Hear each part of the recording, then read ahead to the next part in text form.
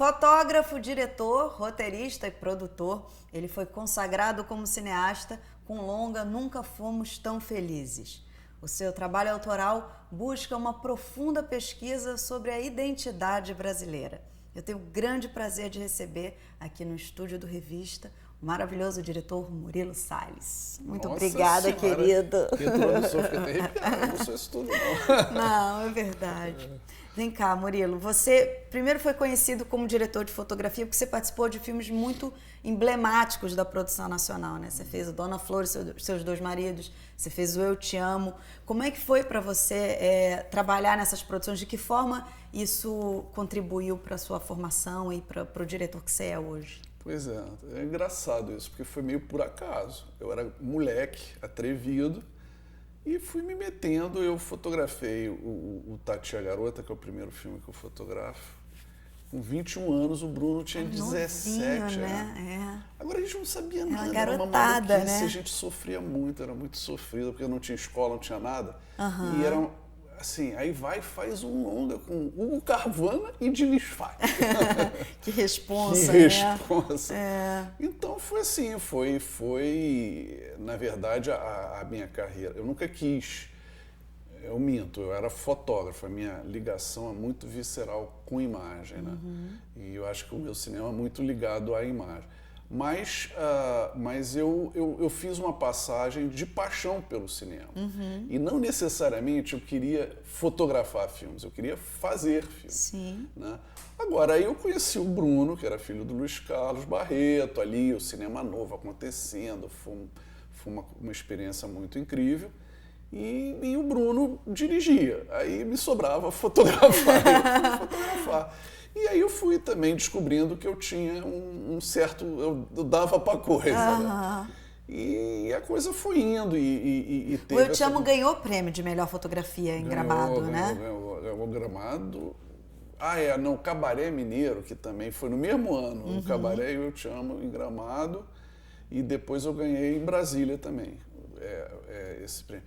Mas eu acho que o filme mais que me marcou fotograficamente, assim, foi um filme do Eduardo Escorel chamado Lição de Amor, porque eu era bem molequinho e na verdade, a coisa que eu fazia com o Bruno era meio assim...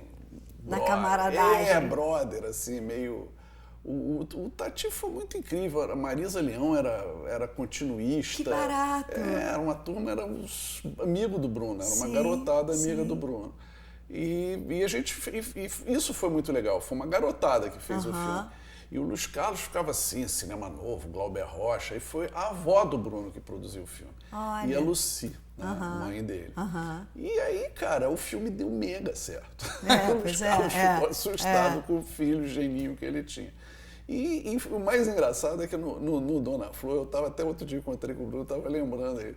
Eu fiquei 6 meses, Bruno, que maluquice, a gente é muito garoto, vamos fazer Dona Flor, uma produção enorme, 500 pessoas. Que responsabilidade. Para com isso, cara. Né? Vamos fazer umas maluquices, não sei o que lá, a gente é moleque. E o Bruno, louco, porque o Bruno tinha essa visceralidade com o cinema, assim. Aí ele é corajoso, Bruno. Ele tinha, cara, eu fiz 25 anos no set do Dona Flor. O Bruno tinha 21. Impressionante, né? Não é barato, é impressionante, é incrível. Impressionante. É incrível. Fazer com 21 anos de idade, o Dona Francisca da Maria do filme. Incrível. Que eu acho até que percentualmente ele teve uma repercussão maior do que o Tropa de Elite. Tecnicamente vendeu muito mais ingressos. Mas o Brasil tinha 2 vezes mais população do que ele tinha no Dona Flor. No Dona Flor. É um filme muito emblemático. É um marco assim, do cinema brasileiro que está tudo em foco, que é bacana, que tem a música do Chico que estourou. Não, o filme até hoje é um filme muito... Sônia, o Wilker, né? Aquela mágica, É. aquela magia, sei lá, mais que mágica. É, e tem uma coisa muito nossa, assim, né? Onde Muito. você... É, Jorge Amado, né? Tudo, tá tudo ali. Um melting pot maravilhoso e muito criativo. Quer dizer, deu muito certo, né? Bateu nas pessoas. Isso era emocionante, você ver como aquilo bateu. É, incrível. E você ganhou outro prêmio importante também, em 96, com Como Nascem os Anjos, que era um momento, assim, de retomada do cinema nacional, Isso, né? é. Como é que foi fazer esse filme? Como é que foi esse reconhecimento desse trabalho nesse momento difícil ou de reabertura aí nossa. Sabe o que foi? Tem uma coisa, né? Os Anjos têm essa coisa, né? Cidade partida, das crianças que viram sequestradores de pessoas. Mas eu acho que o filme, na verdade, ele é uma comédia. Se você rever hoje, você eu vi há pode muitos anos ver, atrás, na época. É tenso, né? As pessoas ficavam tensas. Eu lembro disso. Mas o filme tem uma... Porque é o seguinte, esse filme me bateu, na verdade ele é uma homenagem ao Anjo Nasceu, do Julinho, do Júlio Bressani, que é um filme que eu amava muito. Basicamente, o que é o Anjo Nasceu? São dois bandidos que chegam na casa de uma granfina e ficam lá barbarizando, fazendo loucuras. É muito mais que isso, mas enfim, um plotzinho bobinho que sai no jornal é isso. E os meus anjos são dois moleques, criança da favela, que chegam na casa dos ricos e barbarizam. Agora, na verdade, Os Anjos, como você falou, ele é logo depois da questão que o Collor acaba com o Embrafilme tenta acabar com o cinema brasileiro. Né? Então, cara, assim, pra gente que estava fazendo cinema, era uma coisa meio surreal. Eu queria fazer um filme que fosse um pouco descolado do real, porque tudo é muito gratuito no filme, né? Quer dizer, o Maguila entra naquela casa porque ele não urina na rua, não faz xixi na rua. É um cara completamente, né? O André, aliás, está sensacional. Maravilhoso. Mas, nossa, nunca fez uma coisa tão igual. O André me assustava, sabe? Ele me assustava no set. Eu dizia, Cacilda, que ator. Que figura, né? Figura incrível. Muito forte. E é dele. Ele se meteu lá no Santa Marta, descobriu, porque eu dizia assim, o personagem é meio oligofrênico. Ele descobriu um oligofrênico lá e mimetizou. Incrível, né? Cara, impressionante o André. Trabalho de ator, quando pega, né? É muito deslumbrante mesmo. Muito encantador. Também, a Priscila. Foi muito bonito. Foi um filme muito bonito de fazer nessa triangulação. E os gringos ali, meio esquisitos, não sei o que lá, eu com uma dificuldade com eles com uma dificuldade com o Brasil. Mas tudo serviu, né? Tudo serviu. Foi muito legal. Então o filme tem essa coisa assim meio nonsênsica, né? E meio que eu acho que na verdade, eu não queria fazer um filme, eu queria ironizar um pouco também com essa situação, mas eu pago esse pecado, porque logo depois eu fiz um filme que se chama Seja o que Deus Quiser, que é o meu filme maldito. Né, com Marília, não sei o que lá, com o Rocco, com o Caio Junqueira. E é um filme que é de uma ironia assim, absurda, porque eu pego um negão, eu filmei, naquela época eu filmei lá no Alemão, na época do Elias Maluco, do fogo estava pegando. Consegui filmar lá. Né? E o que eu faço? Eu pego um cara que é do Alemão, boto ele que nem um Mauricinho paulista, e pego um paulista Mauricinho, boto ele que nem... os papéis. Inverto, faço uma... Cara, os paulistas odiaram o filme, os cariocas odiaram o filme. E o filme é uma tremenda ironia, o filme. Sim, né? E as pessoas, porque eu tenho essa coisa mais política, porque, na verdade, tem um pensamento político. Sim, claro. Mas e por que não pode vir com humor também, exatamente. Né? Na ironia mesmo, entendeu? Claro. Não era uma sociologia. Me cobraram. O Murilo não fez uma sociologia direito do personagem da noite paulista. Cinema, tá? Uma coisa assim. Nossa, eu fui crucificado pela esquerda, pela direita, pelo centro. É difícil, né? Porque você quer ter voz ativa, você quer se colocar, mas parece que você tem que se colocar de acordo com uma certa inteligência, né? Você tem que falar da maneira como eles querem ouvir, né? Você não tem liberdade. Falam tanto de liberdade, mas quando você vai dizer, não, você tem que... você não disse dessa forma. Você está elogiando tal coisa. Você... Sim, não, hoje em dia, então, tá terrível difícil, isso. Né? Quando você foge do gênero, né? Porque assim... quando as pessoas não conseguem botar na caixinha, eles não aceitam. Não aceitam, cara. Os meus filmes disturbam porque eles não são na caixinha. Eles não são na caixinha. Exato. E eu descobri isso, que muito mais do que plano longo, fazer coisa de cabeça para baixo, fazer plano pirotécnico, é você tirar da caixinha. Tira do gênero. Subverte a cabeça das pessoas, porque as pessoas já estão viciadas numa coisa que você vem sendo formada pela história que a tua mãe te conta quando você é criança. Tem a Lacan, né? Na linguagem, o mundo coloca a gente nesse lugar, linguagem, né? te estrutura o mundo, te estrutura a narrativa, te estrutura o bem, o mal, tudo que você sabe como verdade vem pela linguagem. Aí você diz assim, não, mas a linguagem, a gente pode brincar com a linguagem, a gente pode brincar com, né, com essa questão de quebrar gênero, entendeu? E você começa a mexer com gêneros, as pessoas ficam muito perturbadas. Em que prateleira que eu vou buscar, né? Exatamente. Sair da prateleira. Agora não tem mais videolocadora quase, né? Mas onde é que vai botar aqui, né? Onde é que se enquadra? E isso tem uma coisa a ver também com esse meu filme novo, Fins dos Meios. É uma coisa engraçada que o Brasil agora está muito politicamente correto, né? Um dos documentários que eu fiz, Aprendi a Jogar com Você, é sobre o DJ Duda, um DJ de uma cidade satélite, né, chamado Samambaia, lá perto de Brasília. E ele é um cara, impressionante, porque ele acredita muito nele como artista, a mulher dele como cantora, a Milka, e são pessoas extremamente corajosas de largar tudo, todos os valores. Ele convencionais. Pequeno burguês, ele podia ter um emprego, se encostar num lugar, mas fazer música, mas ser funcionário público, não sei, esses encostos que a gente arruma para se defender. Ele não tem encosto nenhum, ele vai para a vida, ele tenta ganhar dinheiro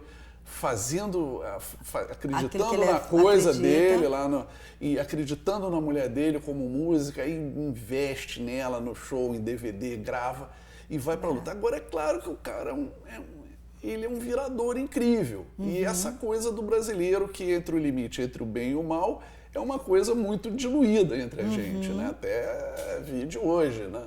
Quer dizer, essa coisa, a Petrobras, a roubalheira, para com isso. Roubalheira está aqui, né?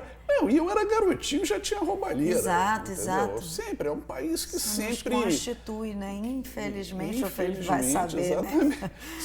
Não vou ficar aqui falando sobre isso, porque vai ficar chato. Não, mas enfim, é isso aí, a nossa história, essa coisa escorregadia, né? Híbrida, assim, sem definição ética, né, que todos nós sempre damos um jeitinho ali, aí vem um polícia, aí você diz, não, eu tô com pressa. E aí, me explica então o que é o termo viração. Pois é, tem uma diferença muito fundamental entre viração, jeitinho, né, e o jeitinho, e o jeitinho é muito ligado a querer se dar bem. O querer se dar bem é um instinto natural, todo mundo, de preservação da espécie, eu quero me dar bem. Mas é perigoso, é um instinto porque ele pode passar muito por cima animal do outro demais, exatamente. Porque a gente é do mal, né? A gente é do mal, a gente tenta com a vida se educar um pouquinho, esforço autocivilizatório. Exatamente. Se educar, tratar bem o próximo, tratar bem os filhos. Eu te ganhei, meu filho, sai daí, plá! A gente é selvagem. Saía catando cavaco pela porta da cozinha, né? Então, assim, o cara tratava melhor o cachorro do que o filho. Então, assim, o processo civilizatório é um processo árduo. Mas vamos voltar para a viração. Viração. Então, eu gosto de dar exemplo, assim. Um engenheiro francês que trabalha com petróleo. Entendeu? Ele está lá na Elf trabalhando, não sei o que lá, a Elf entra em crise, ele tem 55 anos, ele é demitido. Aí ele recebe um dinheiro ali, ele disfarça para a família que é demitido, disfarça para os amigos, sai, isso é até um filme, né? Sai toda manhã para trabalhar, não sei o que lá, aí vai pirando, chega uma hora, pira e mata todo mundo. Tem um ato Esse totalmente... é um filmaço, aliás, muito bom. Agora, o engenheiro da Petrobras. O engenheiro da Petrobras, ele está lá, a Petrobras entra em crise, está aí, não sei o que lá, ele é demitido. Aí ele pega aquele dinheiro, compra uns táxis, faz uma frota, vai lá, abre um restaurante, acredita na mulher dele, faz uma loja. Ele se vira. Um brasileiro se vira. É coisa assim, eu acho que o tamanho desse país, a selvageria, assim, que era uma terra muito inóspita, porque é muito grande. E o português não teve projeto aqui no Brasil. Foi totalmente 200 anos de quintal, né? Laissez-faire mesmo ali. Foi na viração. O brasileiro se virou para virar esse país.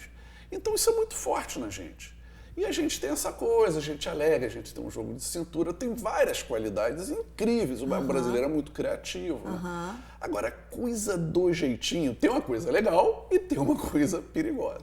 É aí que tá, né? E essa coisa aguçada como tá, eu tava falando isso tudo para falar do filme do Aprendi a Jogar com Você, que é o do DJ, que é muito legal. Eu, no Festival de Paulínia, que ele estava, era o único doc, foi até meio honroso, o único doc em competição lá, com um monte de ficções maravilhosas. E no debate, uma jornalista disse, mas ele é um 7-1. Ele é um 7-1. O personagem é meio um 7-1. Aí eu disse, Você está fazendo um juízo de valor também, né? Ela está sendo injusta. Ele é um pouco, se você pode encarar ele assim como 7-1, eu acho que ele está fazendo de tudo para sobreviver e ele é um malandro, claro, ele é virador ali, ele tem as coisas dele. Não, mas não sei o que lá, mas eticamente eu disse, olha, essa coisa é um perigo, porque se ele não fosse assim, ele não seria o meu personagem, ele seria uma pessoa normal, esse filme não existia. Exatamente. Entendeu? Então, assim, no ficção, eu também tenho uma personagem, que é uma jornalista negra, que a Cíntia Rosa fez, não sei o que lá. E ela... E é impressionante isso, as pessoas têm um prejulgamento, um racismo, né? Porque essa coisa do... Exato. E confundem personagem, entendeu? Com a ideologia da coisa, entendeu? Você eles pode esperam ter os heróis, eles querem aquilo que é nobre, né? Aí ela não pode ficar apaixonada por um branco porque ela é uma negra, a única negra do cinema brasileiro que é classe média, porque não sei o que lá. Sim, aí ela não você pode... entra essa questão racial, então você não pode falar nada. Deus complicado. Do céu, tá virando burro. O jornalismo brasileiro tá ficando medíocre. Tacanha, né? Porque os bons jornalistas custam caro, os jornais estão botando gente, entendeu? E mandando gente embora toda a direita. Exatamente, quem está formado, quem é bom, quem é inteligente é caro, entendeu? Então eles preferem 10 moleques formados numa faculdade de bosta, entendeu? Que não pensam direito, vem te entrevistar, não sabe quem você é. Você fez que... você entendeu aquela? Você vai no Google, sabe? Google, você vai no Google e depois você volta. Google antes, pelo menos faz um deverzinho de casa mínimo, né? Pra coisa. Quem que é? Quem é o Murilo? Exatamente. Nada, cara, uma maluquice da porra. E todo mundo agora com essa vai coisa... Vai empobrecendo de cima para baixo, né? E eu acho que tem um desfavor do Facebook, todo mundo tem opinião agora. Exato. E fala-se qualquer coisa absurda, as pessoas não estudam, não pensam antes de falar, elas são puros instintos e os animais são puros instintos.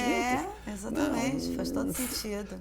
O demo é por instinto, Deus é por instinto, Deus do céu, o que é isso? Vamos pensar... Vamos botar um limite aqui, vamos botar ordem nessa casa, vamos se esforçar, né? Caraca, porque senão fica difícil. Verdade, tem toda a razão. A burrice está campeando. Não acho burrice. A ignorância está campeando. Ignorância, mais que burrice, né? É pior. Quase uma preguiça, né? Atávica nossa, né? Assim. Isso. Que é injusto dizer que vem dos índios, mas assim, tem alguma coisa nossa que é meio... Deixa rolar, índio não é preguiçoso. Não, eles trabalham, eles têm uma administração própria do tempo, né? Totalmente. Mas... É uma coisa muito de uma cultura muito com valores diversos. Diferentes dos nossos. Totalmente. Né? Agora, quando ele vai guerrear, ele guerreia pra caramba. Quando ele vai caçar, não sei o que lá, ele caça. Quando ele precisa, ele faz. Entendeu? Agora, é uma cultura de outra ordem. Totêmica, enfim, ele... E vem cá, como é que você chegou nesse seu personagem do Aprendi a Jogar com Você? Você já tinha essas questões na sua cabeça? Não, e você queria achar alguém que representasse? Como você bem falou, eu venho fazendo essa coisa de Brasil desde o meu primeiro filme. O meu tema é Brasil. Todos os meus filmes são sobre o Brasil. Mas a curiosidade é, você conheceu essa figura e dele você teve vontade do filme? Eu tinha uma vontade de pegar, porque eu tinha feito um outro filme sobre viração, que é com Tunga, que é com Carlinhos Brown, que é com exato. Alexandre Ertzkovich e com a Débora Coker. Que tem uma segunda versão agora, que é o Oeste do Brasil. Exatamente. Que eu quero que você me explique também como é que é esse 2.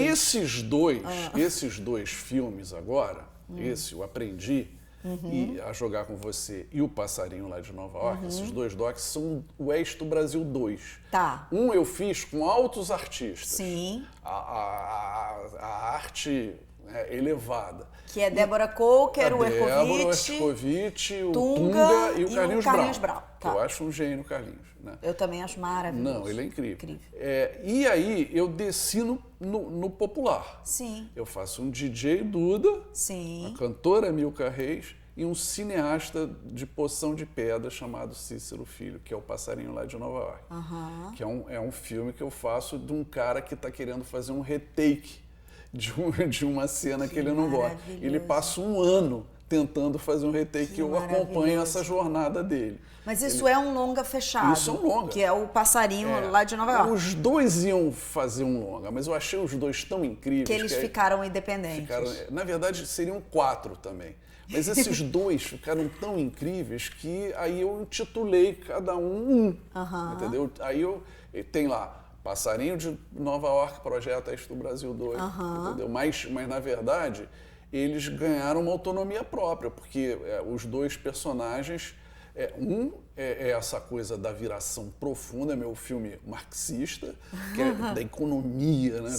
Assim, é dinheiro, é o real falando. E o outro, o afeto, é outra coisa brasileira.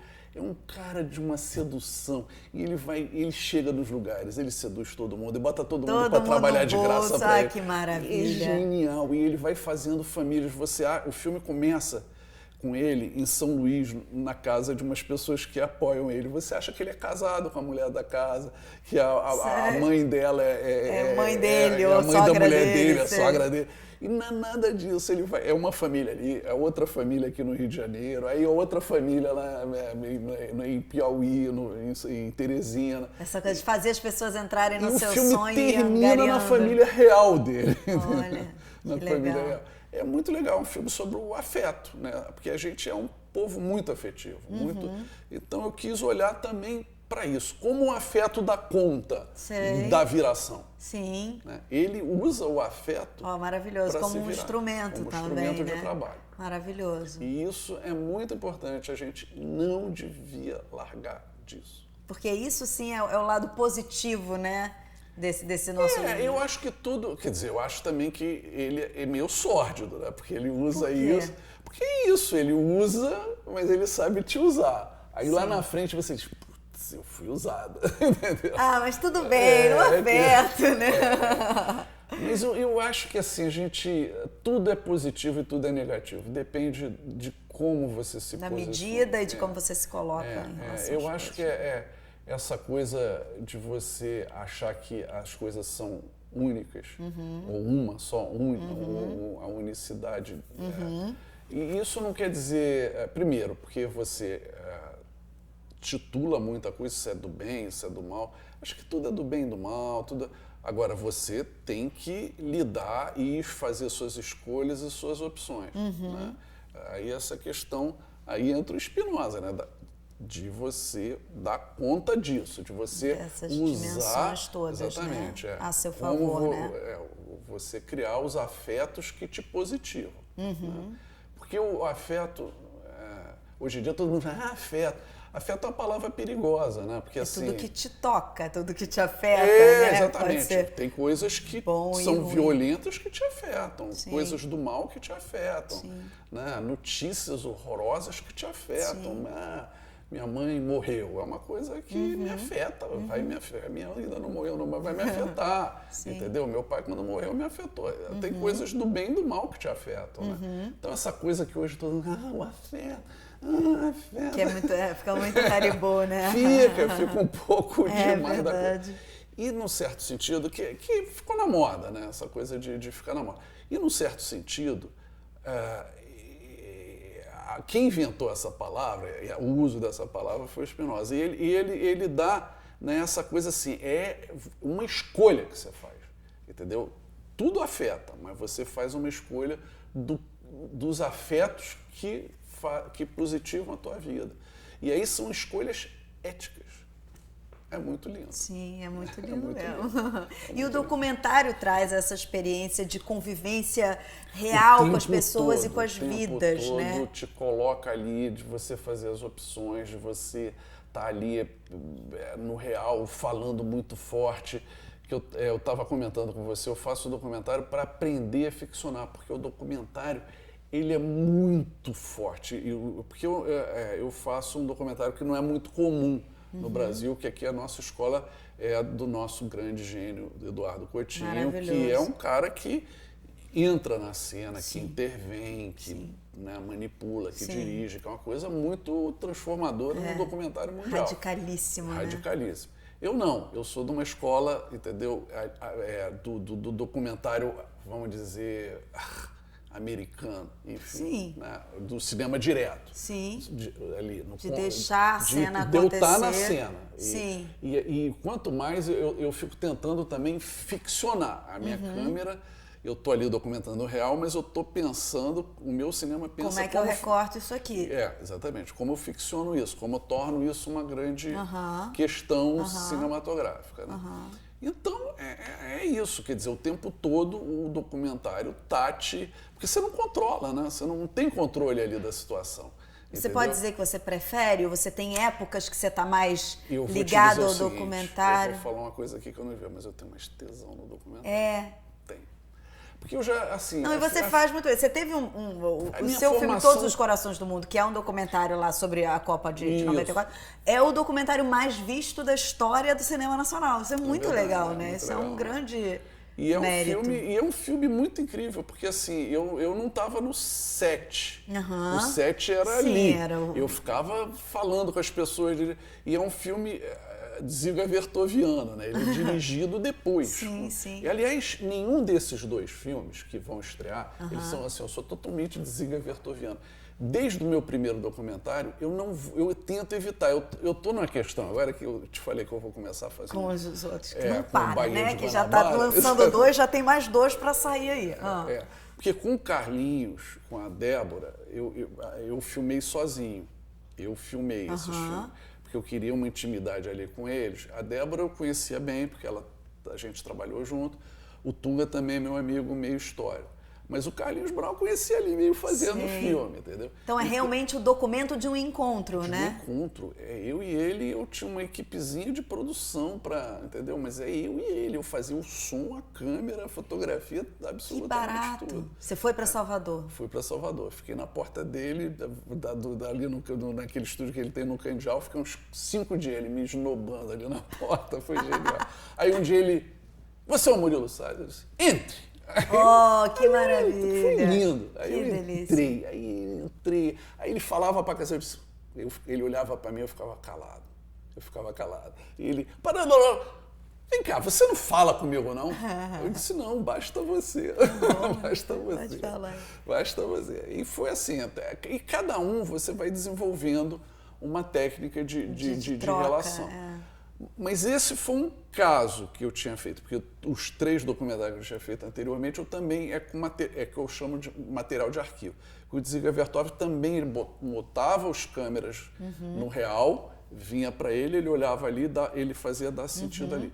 Esse do DJ Duda, o Aprendi a Jogar com Você, que eu vou lançar agora, e o Passarinho lá de Nova York, que é do cineasta, que eu também vou lançar agora, eu não fui para o set. Eu conheci eles... Não, eu conheci o Cícero eu conheci antes.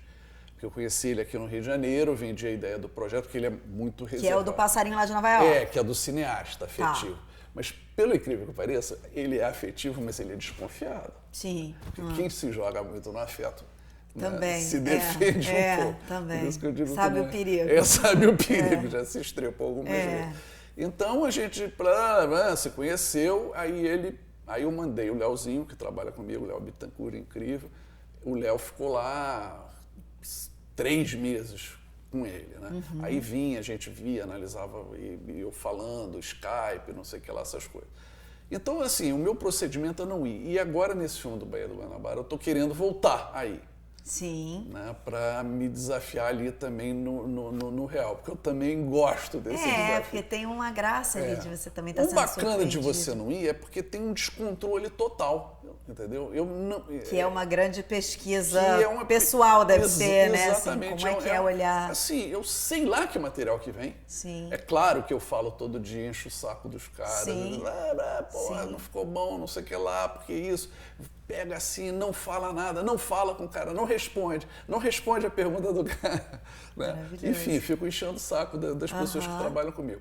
Mas é um descontrole meu, é generoso no sentido de Sim. eu tenho que dar conta depois. De um material brutaço que você tem, né? Apego. É isso. É o tal do apego. Entendo. Apego é inimigo do cinema. Imagino. Apego é inimigo do cinema. O cinema não precisa nem de música, nem de apego. Maravilhoso.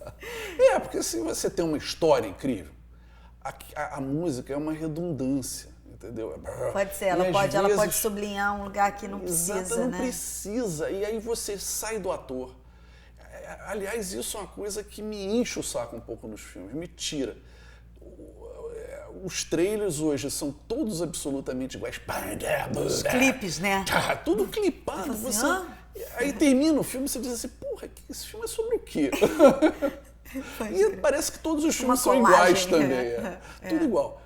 Antigamente eu me lembro que os trailers eram maravilhosos, você entendia o filme, às vezes eram melhores que os filmes. Que os próprios filmes. Que os melhores filmes. Mas enfim, hoje, então tem essa coisa, eu estou falando dessa extrema violência da edição de som e da música hoje. Que ficam na frente da história. Exatamente, aí não olha para uma atriz incrível, com você que está fazendo uma coisa tão delicada, tão sábia ali no mínimo dela, entendeu? Que aí aí o cineasta bobão acha que está faltando emoção e jaft. O público não tem sensibilidade, eu vou mostrar pra eles, chore, sorria, fique nervoso.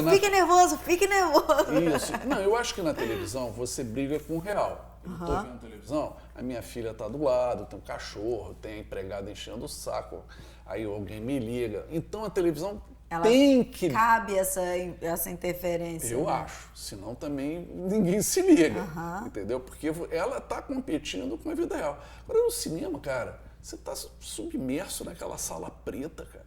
Eu quero olhar pro olho da atriz e me emocionar. Entendo. Então não precisa mais que isso. Eu quero olhar a tremidinha que a pálpebra do Marlon Brando dá, entendeu? Sim. Se você bota uma música ali, entendeu? Você pode esses filmes focar, 007 que eu amo, todos eles. Mas é um estilo bem específico, né, de filme, né? É muita... muita eu já interferência. errei, assim, o Faca de Dois Gumes... Isso, Faca de Dois Gumes, um filme que eu fiz, thriller com Paulo José com a Marieta, e a música do Vitor Bilione, eu entrei numa de misturar Wagner com Jimi Hendrix. Legal. E aí, eu me apaixonei com esse conceito. Vou misturar Wagner e o Vitor é ótimo músico. Né? Ele é incrível. Caraca, ele foi fundo. Né? E hoje eu fico assim... Mas você não acha que tem experiências que cabem? Eu acho que tem filmes que pedem essa música, que a música conversa também. Que ela é um elemento do filme, né? Narrativo mesmo, assim. Mas não, aí tem que ser uma coisa bem pensada. Eu concordo com você que às vezes fica muito gratuito, às vezes fica muito sublinhado e você fica meio sufocado com a quantidade de induções, né? Eu tô falando mal da música, mas eu boto. Não, tá não certo. Tô falando mal da música. Eu tô entendendo, do dessa excesso, sublinhada né? que ela dá, não querendo ver a emoção que está ali, que está na tela. Porque também tem isso, as pessoas, cara, se você não bota o ator falando, eu estou te amando, as pessoas não sentem. Se você faz uma cena de um casal se olhando, se tocando ali, que você sente que rola um amor, se não fala, as pessoas... Será que eles se amam mesmo? Será que eles se gostavam tanto assim? Porque você não botou eles nos Decide aí, você pode escolher se eles se amam ou não. Eu Exatamente. deixo vocês escolherem, Exatamente. né? Você, entendeu? Se você não trabalha em cima do clichê, cara, as pessoas não... É difícil, né, esse equilíbrio, né? O cinema que depende só da imagem, que aposta na imagem, é um cinema difícil. É verdade. É um cinema difícil. E vem cá, falando em dificuldade, eu queria falar sobre distribuição. Você está lançando 2 documentários. E uma ficção. E uma ficção. Mas, sobretudo, sobre os documentários, como é que você vê a distribuição de documentários no Brasil hoje? Assim, você acha que a gente está abrindo espaço? Você acha que o mercado está mais aberto? Pois é, tá muito maluco, ou ainda cara. é difícil pra caramba? Não sei se eu vou falar uma coisa aqui que eu não deveria falar.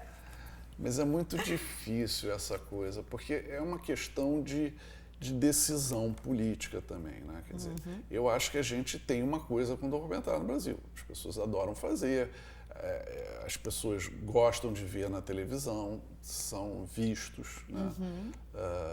Eu vendo bem os meus documentários para os canais de televisão.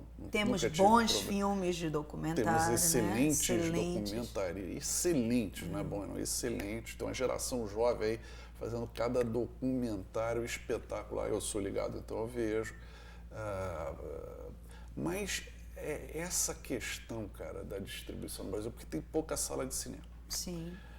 Tem essa competição com a televisão nossa, que é conteúdo brasileiro, que é de excelência, que os nossos melhores, grandes artistas estão lá, grandes escritores. João Emanuel, que escreveu 2 roteiros comigo, está lá, né? Todo mundo muito bom está na televisão, de certa forma ou de outra.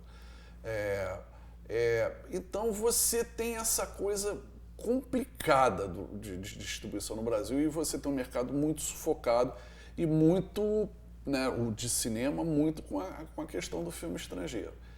Então, assim, os documentários não estão dando, as pessoas não estão indo ao cinema, mas porque também, é isso que eu ia dizer, eu vendi uma ideia de lançar esses 2 documentários para pegar um dinheiro, aí o patrocinador chega para mim, não, mas o lugar de documentário é na televisão, entendeu? Falou isso para mim.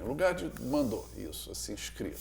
Lugar de documentário, a gente não vai investir nisso, porque o lugar de documentário é na televisão. E eu não acho necessariamente isso, entendeu? Eu não acho necessariamente isso. Então, eu acho que tudo era uma questão de implementação de políticas, que a Ancine ali tenta um pouco, o Manuel Rangel tem boas intenções, está cheio. Eu acho que o cinema brasileiro, inclusive, ele antes e pós Manuel Rangel, ele mudou o cinema brasileiro de uma forma impressionante, avassaladora, mas eu acho que falta agora uma delicadeza.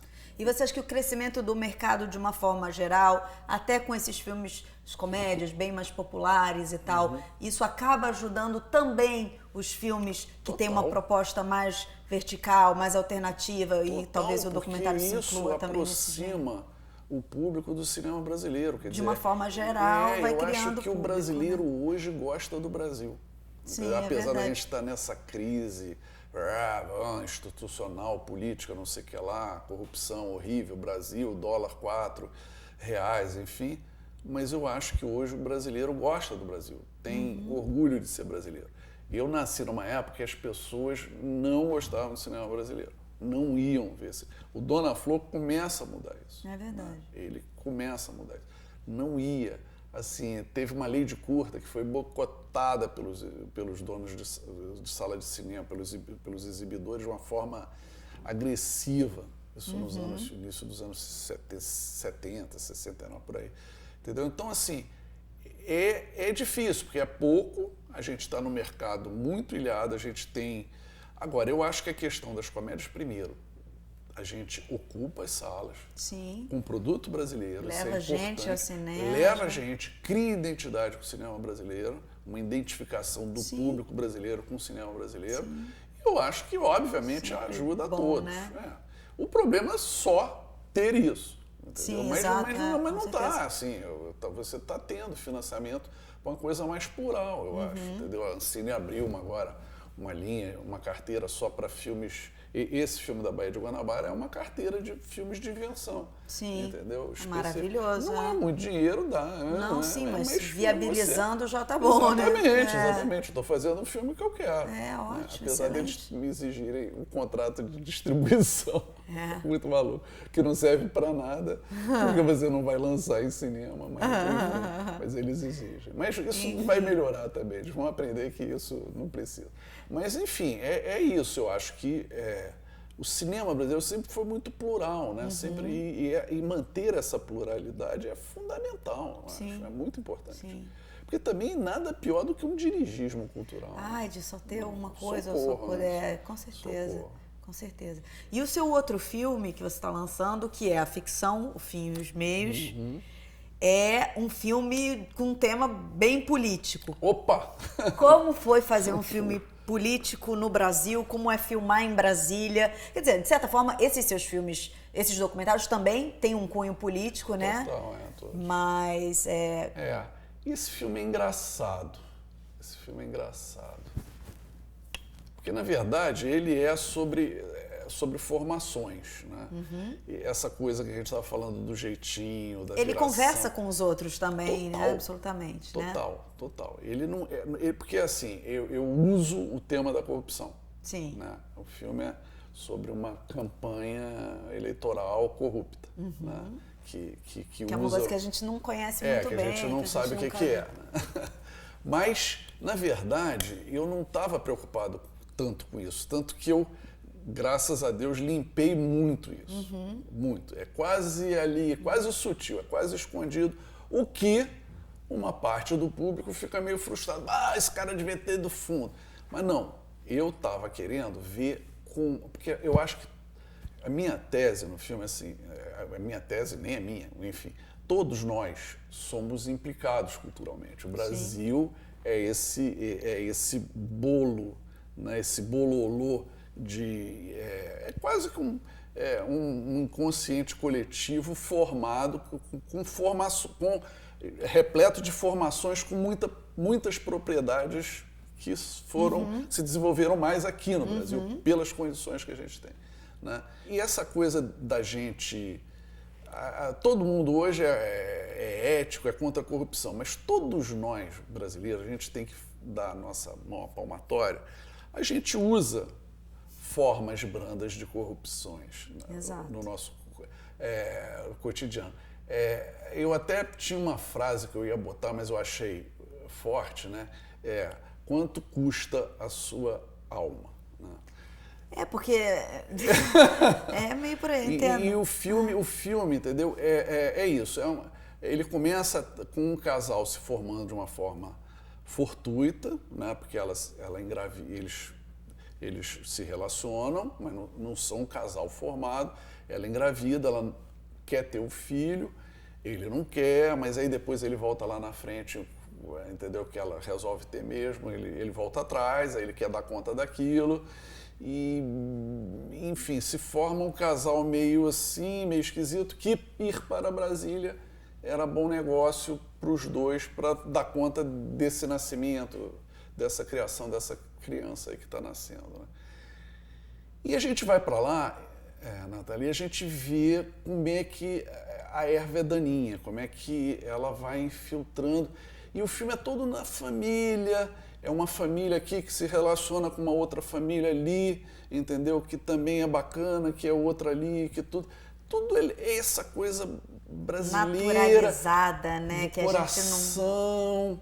Entendeu? Mas é difícil de identificar, né? Exatamente. Porque tão pertencente, né? Total. E o Senhor de Engenho, né? Essa coisa assim, era uma coisa muito incrível, porque na verdade, o Brasil surgiu muito nos engenhos e não tinha Estado, né? E os senhores de engenho eram cada um era uma espécie de um rei feudal ali. Estão lá ainda. Totalmente.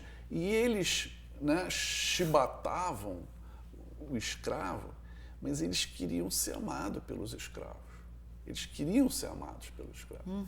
E o filme é sobre isso. Quer dizer, e aí, um escravo mais esperto chibata menos, tem mais os favores, as regalias do senhor de engenho. Tudo, essa perversão aí que molda muito o Brasil. Nossa identidade. E o filme quer entender isso.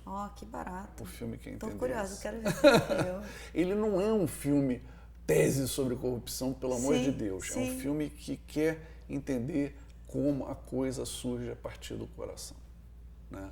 E de desafios humanos, né? Afetivos.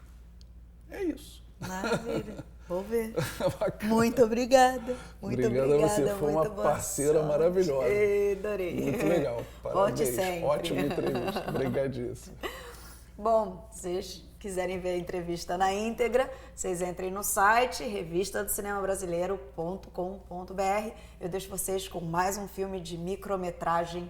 Até mais.